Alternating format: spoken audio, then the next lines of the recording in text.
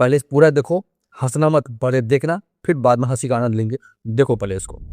थोड़ा आपको समझाना चाहता हूं कि हम युवाओं के हाथ में और महिलाओं के हाथ में बैंक अकाउंट में पैसा क्यों डाल रहे हैं। इसके पीछे सोच है।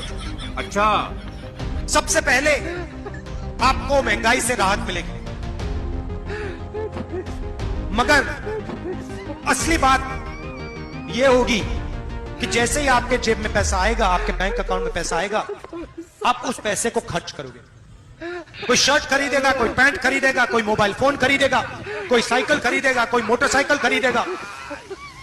और जैसे ही आप ये माल खरीदना शुरू करोगे, वैसे ही हिंदुस्तान की फैक्ट्रियां चालू हो जाएंगी। यही नहीं, अभी और सुनिए। और जैसे ही हिंदुस्तान की फैक्ट्रियां चालू होंगी, वैसे ही हिंदुस्तान के करोड़ों बेरोजगार युवाओं को उन्हीं फैक्ट्री में रोजगार मिलना शुरू हो जाएगा।